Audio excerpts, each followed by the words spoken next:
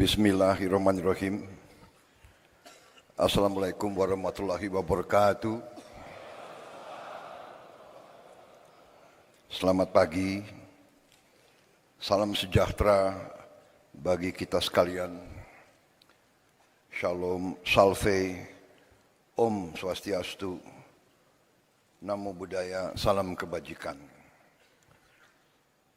Yang saya hormati Wakil Presiden Republik Indonesia, Saudara Gibran Rakabuming Raka, Menteri Dalam Negeri, sebagai penyelenggara kegiatan, Jenderal Polisi Purnawirawan Muhammad Tito Karnavian, para Menteri Koordinator, para Menteri, Kepala Badan, Jaksa Agung, Kapolri, Panglima TNI, Kepala BIN, para penasihat khusus Presiden, Ketua Dewan Ekonomi Nasional, Ketua KPK, para Wakil Menteri, Wakil Kepala Badan, dan seluruh anggota Kabinet Merah Putih yang hadir. Yang saya hormati dan saya banggakan, seluruh kepala daerah setanah air yang hadir, para gubernur, para wakil gubernur, para bupati, para wakil bupati,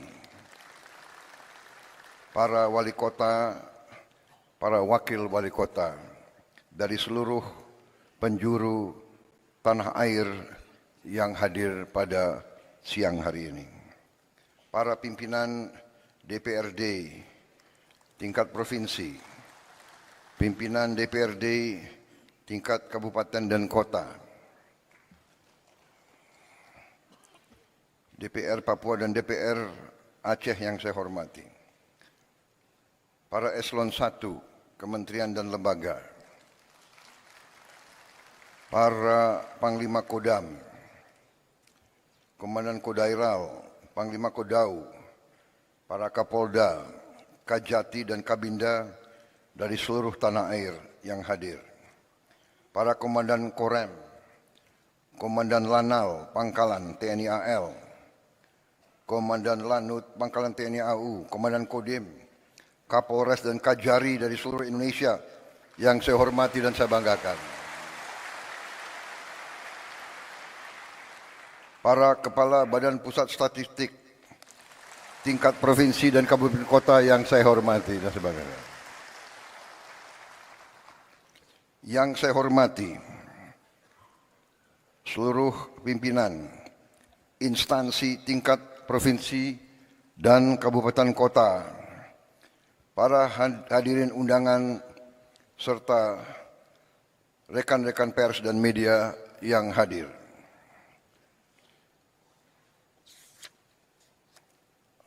Pertama-tama, sebagai insan yang bertakwa, marilah kita tidak henti-hentinya memanjatkan puji syukur kehadirat Tuhan Maha Besar, Maha Kuasa bagi umat Islam Allah Subhanahu wa taala yang memiliki sekalian alam. Hanya kepadanya lah kita berdoa dan hanya kepadanya lah kita memohon pertolongan.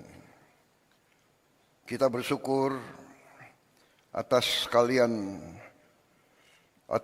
segala karunia, atas kesehatan, kedamaian yang masih diberikan kepada kita. Selagi kita terus berdoa agar saudara-saudara kita yang terkena musibah di beberapa daerah seluruh Indonesia diberi pertolongan, diberi kebaikan secepat mungkin. Adalah kehormatan dan kebanggaan bagi saya untuk bisa hadir dalam acara istimewa ini, bertemu dengan saudara-saudara semuanya dari seluruh penjuru tanah air. Dalam kesempatan ini, saya menyampaikan penghargaan yang setinggi-tingginya kepada Menteri Dalam Negeri yang menyelenggarakan acara yang tertib seperti ini.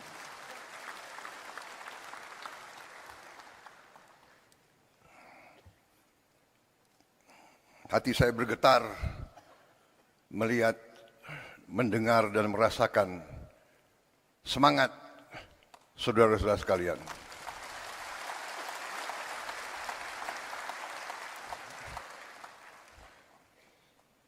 Kalau semangat saudara sungguh-sungguh berasal dari kalbu saudara-saudara sekalian yang paling dalam, masa depan bangsa kita, saya yakin aman dan saya yakin kita akan berhasil. Saudara-saudara, banyak yang selalu menilai, banyak dari luar bangsa kita yang mengatakan bangsa Indonesia adalah bangsa yang tidak mungkin. Indonesia is an impossible nation. An impossible nation. How can so many ethnic groups, so many races, religions be united? Mereka tidak bisa membayangkan bagaimana negara yang sekian banyak suku bangsa, kelompok etnis, sekian ras, sekian agama besar, ratusan bahasa, bisa berkumpul, bisa bersatu, bisa mengejar cita-cita dalam suatu kerangka negara kesatuan. Mereka tidak bisa bayangkan.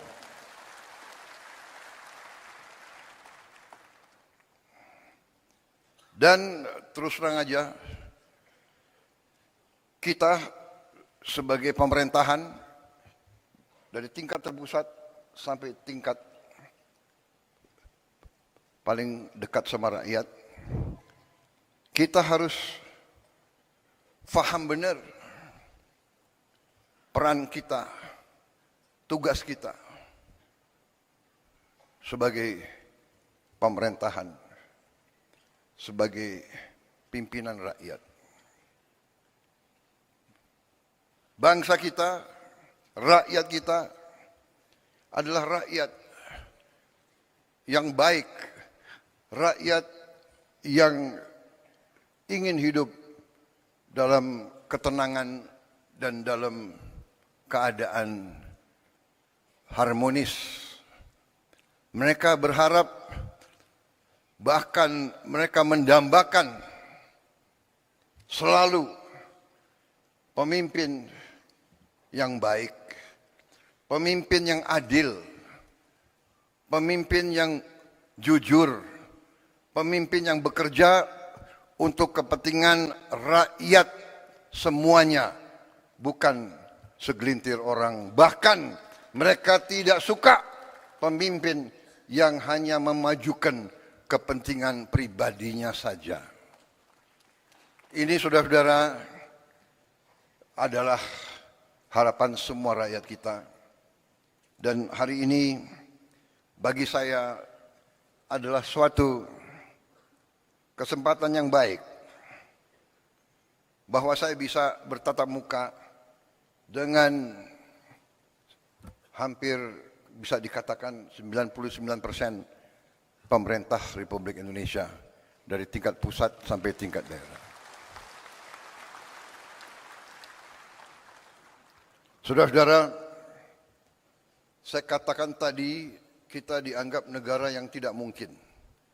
The impossible country, the impossible nation. Tapi kita juga harus jadi pemimpin yang tidak lugu. Kita harus jadi pemimpin yang waspada. Kita harus jadi pemimpin yang mengerti. yang tahu situasi. Kita harus jadi pemimpin yang mengerti sejarah kita, yang mengerti latar belakang bangsa kita, yang mengerti sejarah Nusantara, yang mengerti sejarah daerah-daerah,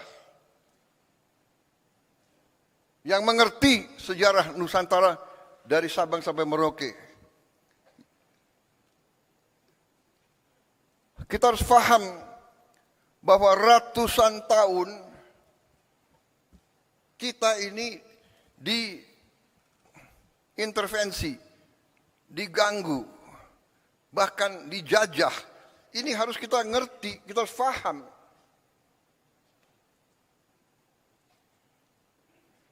Mereka yang melupakan sejarah akan dihukum oleh sejarah. Mereka yang melupakan sejarah akan terbelit dalam kesalahan-kesalahan yang dilakukan di masa lalu. Kenapa saya mengatakan itu, saudara-saudara? Karena kita mendapat kesempatan hari ini, kita dapat kesempatan untuk melihat bagaimana dunia sebenarnya. Kita melihat sekarang negara-negara besar yang mengajarkan kita untuk demokrasi, untuk hak asasi manusia, untuk the rule of law, untuk menjaga lingkungan hidup. Merekalah yang melanggar apa yang mereka ajarkan.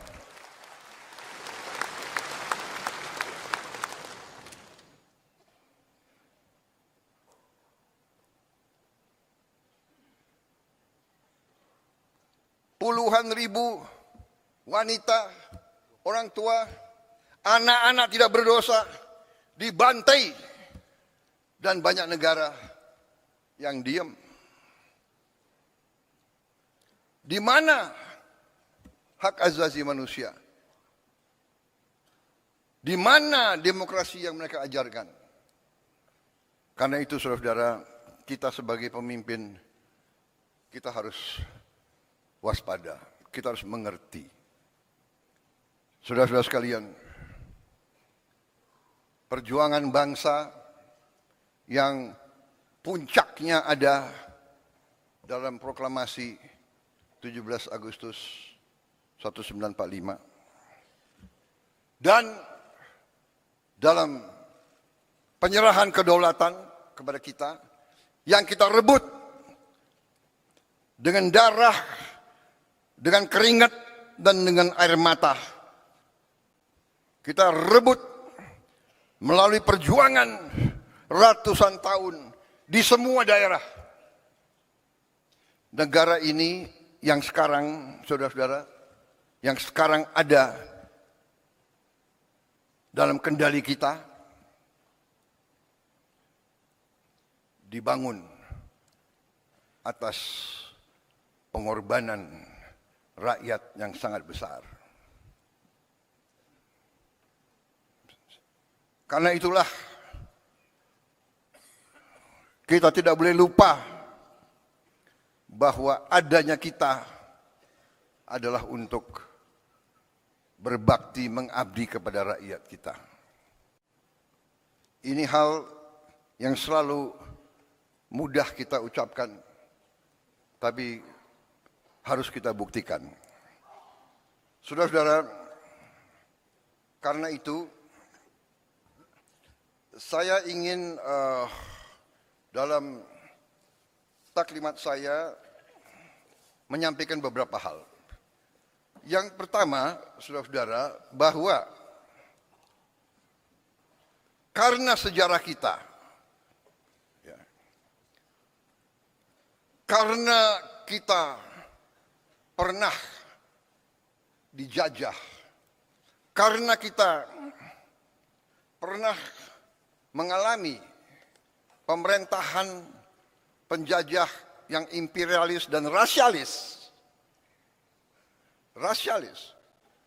bahwa kita, rakyat kita, pribumi kita pernah dianggap lebih rendah dari anjing.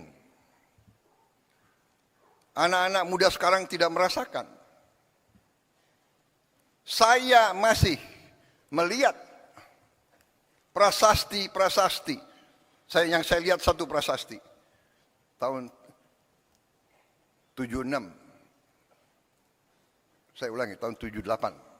Tahun 78, 28 tahun setelah kedaulatan kemerdekaan masih ada prasasti di kolam renang Manggarai waktu itu. Sayang mungkin dibongkar. Kadang-kadang kita tidak menghormati sejarah kita. Situs-situs bersejarah dibongkar. Ini para kepala daerah harus memikirkan. Saya mau tanya, di mana stasiun RRI yang digunakan oleh Bung Tomo waktu pertempuran 10 November? Apakah masih ada? Di mana situs-situs Majapahit? Saya dengar ada beberapa yang sudah jadi pabrik. Saudara-saudara. Jadi saudara-saudara, dengan masalah itu, saya ingin juga mengatakan bahwa kita sampai di sini hari ini melalui perjuangan yang lama dan melalui kepemimpinan presiden-presiden dan pemerintahan-pemerintahan yang terlebih dahulu. Presiden dengan pemerintahan, dengan para gubernur, para bupati,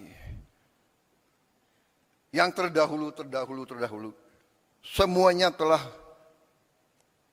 menyumbang, semuanya telah berkontribusi terhadap kehadiran kita hari ini. Ini saya tidak mengatakan ini sebagai suatu kata-kata indah, ini saya yakini. Karena itu saya selalu mengajak, apapun perbedaan kita, karena kita berbeda, pasti. Kita berbeda suku, kita berbeda ras, mungkin kita berbeda agama, kita berbeda aliran pemikiran politik. Tapi kita adalah satu bagian, satu keluarga besar Indonesia.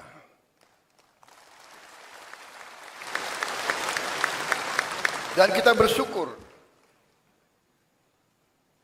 mulai dari presiden pertama dan selanjutnya, setiap presiden telah memberi sumbangan yang besar terhadap kelangsungan hidup bangsa Indonesia. Kalau kita melihat kekurangan-kekurangan, kalau kita melihat kesalahan-kesalahan, ya ada kesalahan, ada kekurangan.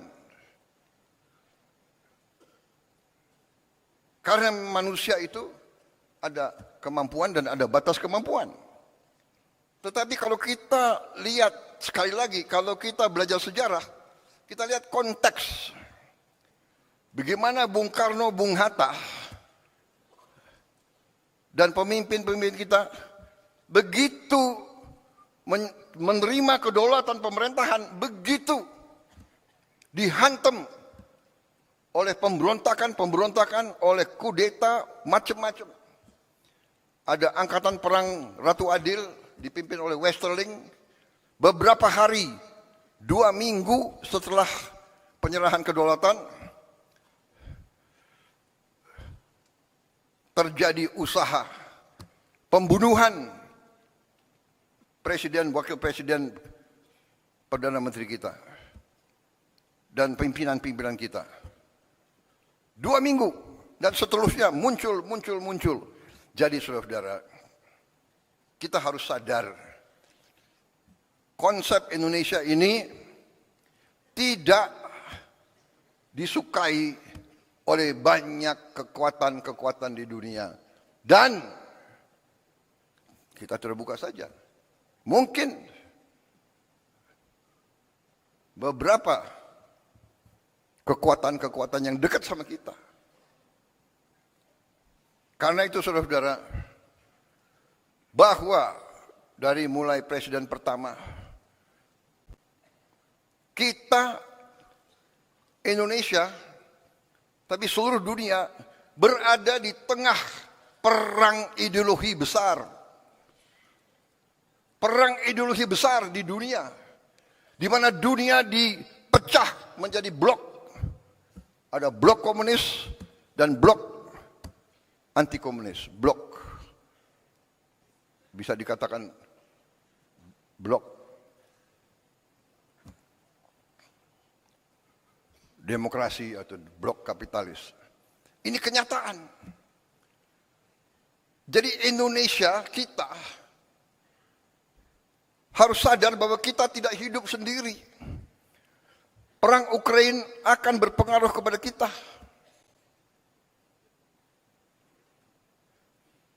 Peristiwa di Gaza berpengaruh kepada kita. Saudara-saudara. Jadi saudara-saudara, ini yang saya ingin sampaikan ke seluruh barisan pemerintahan. Marilah kita waspada. Marilah kita mengerti tantangan-tantangan yang ada di dunia ini. Saudara-saudara, saya baru pulang dari Eropa. Saya ketemu tokoh-tokoh dunia. Saya hadir di Davos. Puluhan kepala negara hadir. Hampir semua merisaukan pecahnya perang dunia ketiga. Kita di sini menghadapi tantangan, ya, perubahan iklim mengakibatkan kita menerima banyak bencana dan sebagainya. Tapi sekarang di tingkat dunia mengkhawatirkan akan terjadi perang dunia ketiga. Saudara-saudara, ada simulasi. Kalau terjadi perang dunia ketiga, nuklir, kita yang tidak terlibat saja pasti kena. Kita akan kena partikel-partikel radioaktif. Mungkin ikan-ikan kita nanti akan terkontaminasi semua.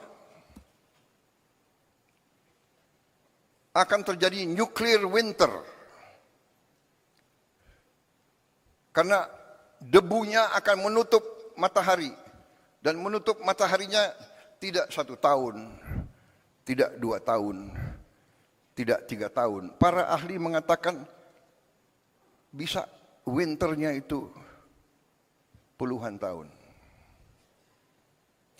Ini yang dibicarakan di dunia. Karena itu saya jalankan sebagai mandataris meneruskan warisan pendiri-pendiri bangsa kita. Saya menjalankan politik luar negeri yang menganut tetap garis kita bebas aktif tapi non-aligned, non-block. Kita tidak akan ikut fakta militer manapun.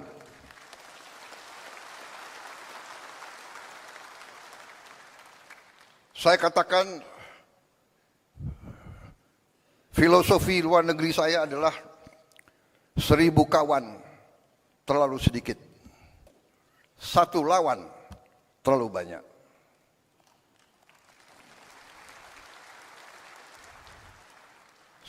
Apalagi 1 musuh. Itu garis kita. Tapi kita mengerti semua Ya, kita mengerti semua. Kalau kita sungguh-sungguh mau non-blok, kalau kita sungguh-sungguh mau tidak terlibat dalam fakta, kalau kita sungguh-sungguh mau bersahabat sama semua, berarti kita sendiri. Kalau kita diancam, kalau kita diserang, tidak akan ada yang bantu kita, saudara-saudara. Percaya sama saya, nobody is going to help us. Karena itu dari awal Bung Karno mengatakan kita harus berdiri di atas kaki kita sendiri. Dan Panglima Besar kita yang pertama, Panglima Besar Sudirman mengajarkan kepada kita harus percaya kepada kekuatan kita sendiri. Saudara-saudara, dengan segala hormat kepada para pakar yang pandai dan pintar, yang punya banyak gelar, saya hormati mereka. Tapi dunia ini adalah keadaan nyata, bukan keadaan ideal. Saya selalu mengingatkan, mengajarkan yang berlaku di dunia ini sekarang adalah yang kuat akan berbuat apa yang mereka kehendaki. Yang lemah akan menderita. Itu yang kita lihat hari ini. Kita lihat di mana-mana. Jadi saudara-saudara, tugas saya sebagai presiden, sebagai pemegang kepercayaan rakyat yang disumpah, saya harus menjaga bangsa ini. Saya harus menjaga rakyat ini.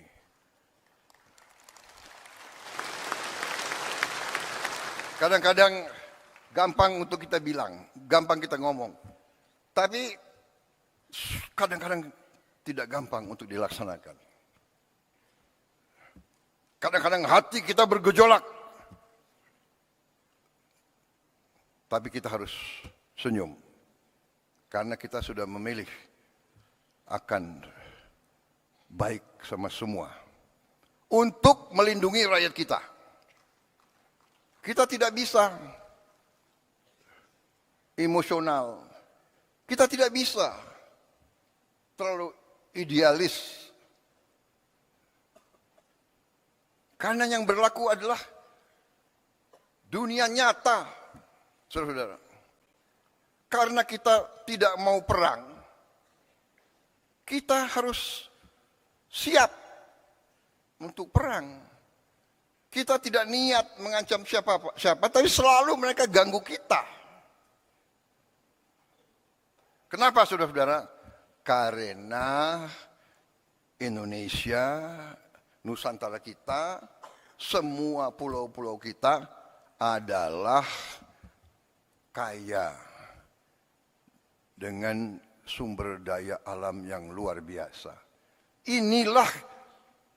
Karena inilah negara-negara Eropa ratusan tahun ke kita. Negara-negara di utara ke kita. Mereka ke kita ratusan tahun. Belanda, Portugis, Spanyol, Prancis, Inggris, Jepang, Mongol. Mereka ke sini bukan untuk wisata.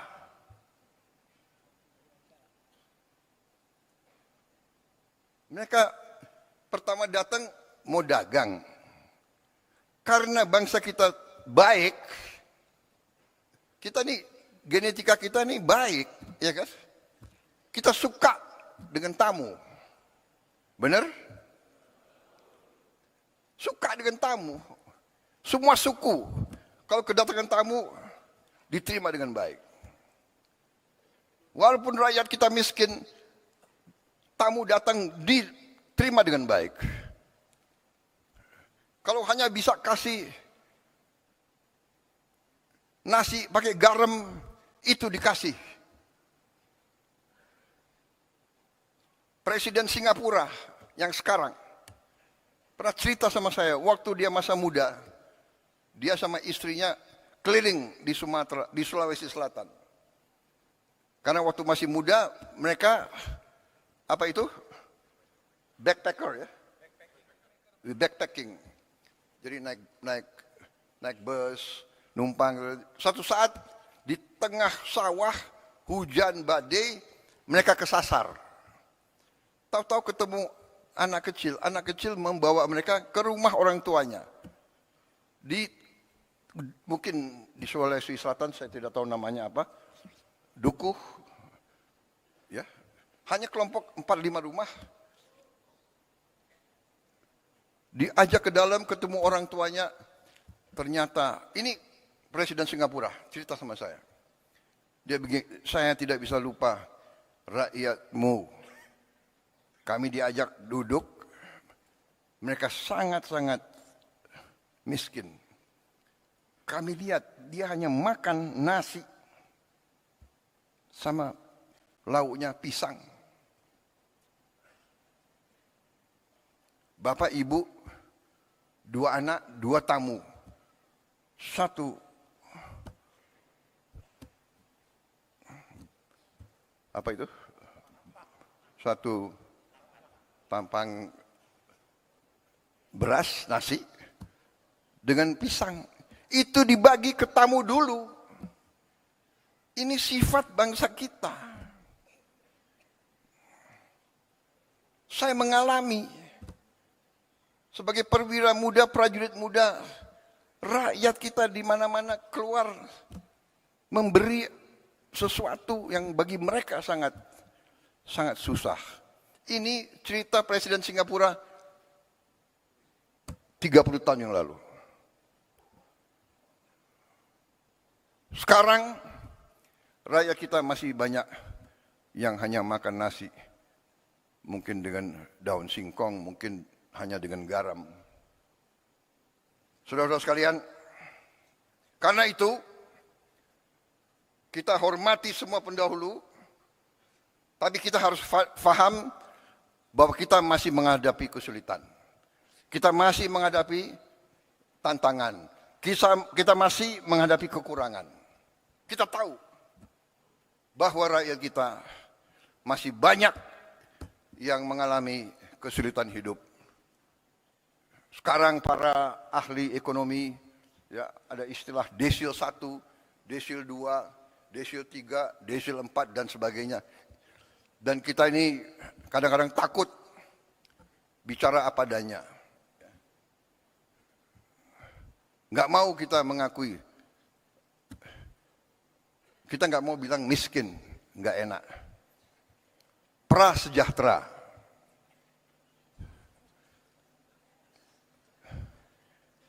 Miskin kasihan kita, tapi nggak enak kita, ya kan? Prasejahtera. Habis itu ada istilah lagi, apa itu?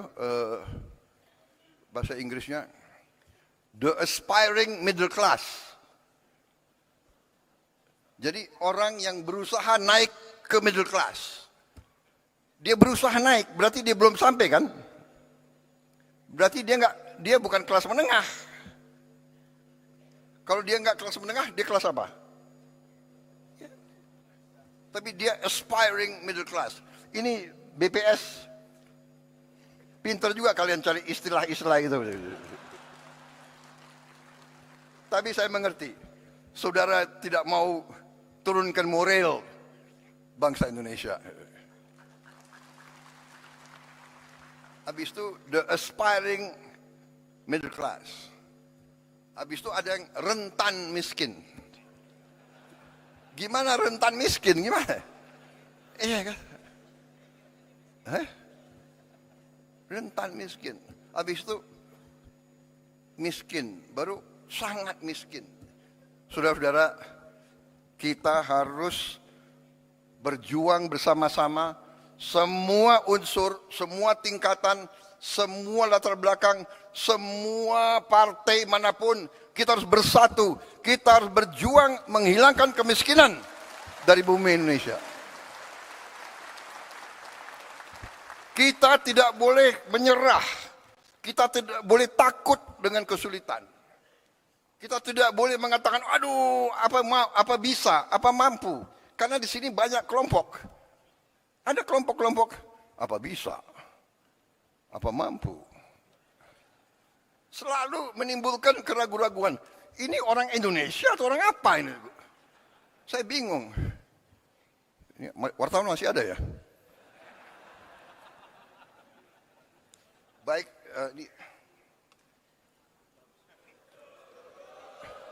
enggak, ini baru pembukaan.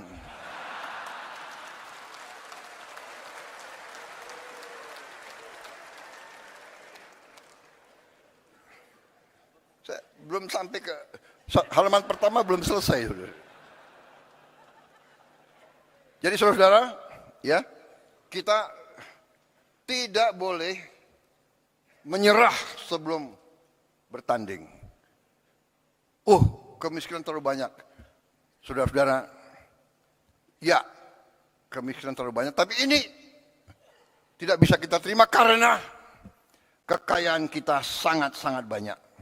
Sangat-sangat banyak. Tapi, terus terang aja, kita harus berani mengakui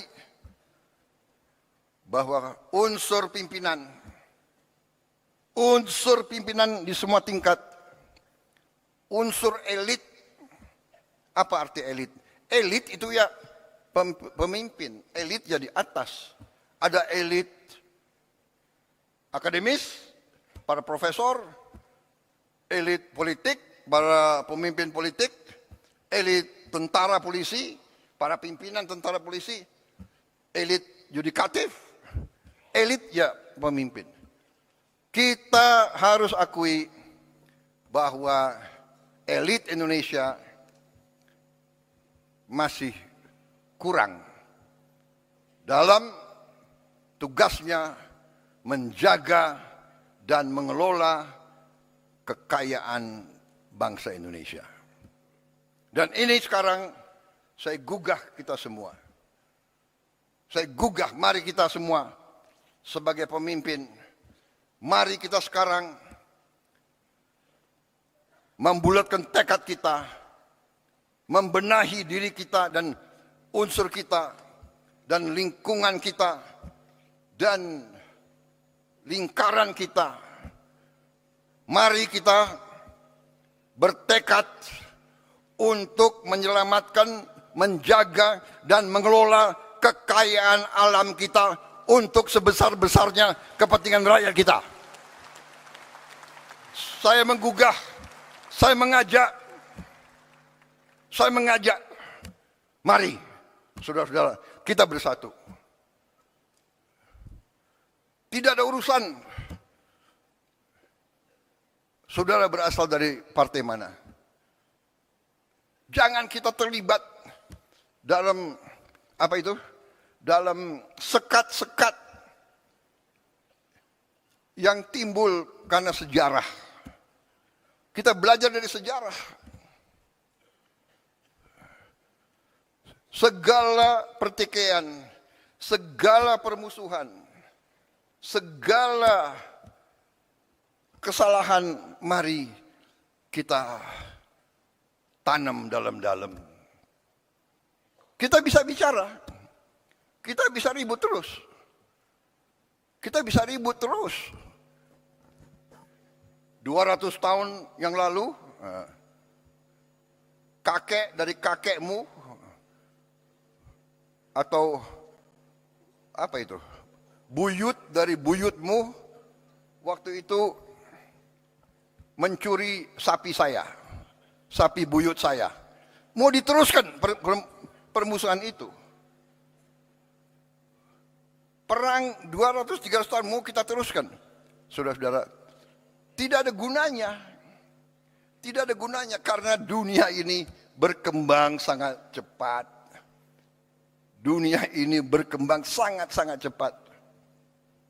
Saudara-saudara,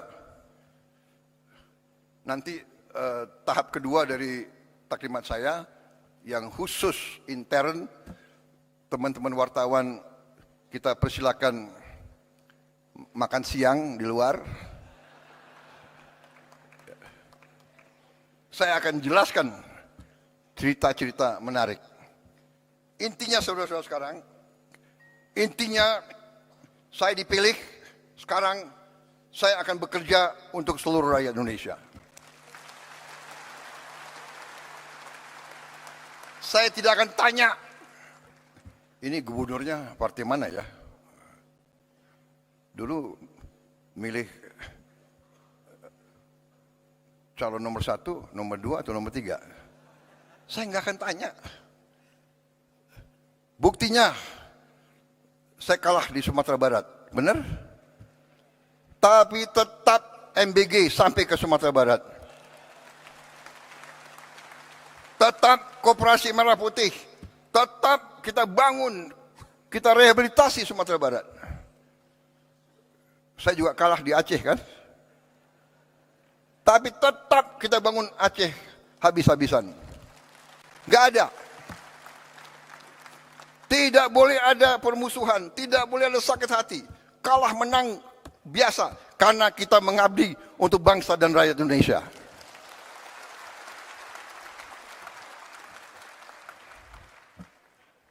Saya nggak tanya, Pak Bursa, kau partai mana? Kan nggak saya tanya. Nggak saya tanya kan? Tetap saya dukung beliau. Benar. Karena istrimu kan Gerindra. Tapi saya nggak tanya dia. Saya nggak tanya dia. Kebetulan istrinya Gerindra. Nggak ada urusan saya. Kalau Gerindra brengsek, Gerindra pun saya tangkap. Saudara-saudara. Ya? Jangan macam-macam. Nggak ada itu. Kita semua bergerak. Jadi persaingan, pertandingan ya pertandingan. Kalau ada pemilihan harus ada pemilihan. 2 calon, 3 calon, 5 calon, gak apa-apa, bagus. Tapi begitu selesai, sudahlah, kerja. Nah ini yang saya tawarkan. Ayo bekerja untuk rakyat. Pak Pram dari PDIP. Tapi tetap saya akan dukung sebagai gubernur DKI. Karena tugas saya, kewajiban saya adalah seluruh rakyat Indonesia, termasuk rakyat DKI. Walaupun gubernurnya partai lain, saya akan dukung beliau supaya DKI aman dan selamat. Kan begitu. Nanti 2029 ya terserah. Iya kan, gak apa-apa. Gak apa-apa, bener. Jadi saudara-saudara, saya sedikit jelaskan ya, yang saya lakukan sekarang, yang saya tawarkan kemarin waktu saya dipilih sebelumnya adalah saya ingin dan saya punya dan saya menyebarluaskan sesuatu yang saya pelajari sekian puluh tahun sehingga saya membuat dan saya pelajari dalam negeri dan luar negeri. Saya keliling, saya kawan-kawan saya banyak. Saya keliling, tiap kali saya satu negara, walaupun saya nggak berkuasa dulu, saya datang ke Pak Mahathir. Waktu dia lagi kuat-kuatnya, Pak Mahathir, bagaimana Bapak menghadapi korupsi? Saya tanya, Pak, yang mengganjal saya sebagai patriot Indonesia adalah korupsi yang terlalu banyak di Indonesia. Bagaimana Bapak menghandle? Dia kasih pelajaran, dia kasih tips-tipsnya. Dia bilang, you bisa atasi korupsi hanya melalui pendidikan. Pendidikan begitu vital. Habis itu saya ketemu pemimpin di Thailand, saya tanya. Saya ketemu pemimpin di mana-mana.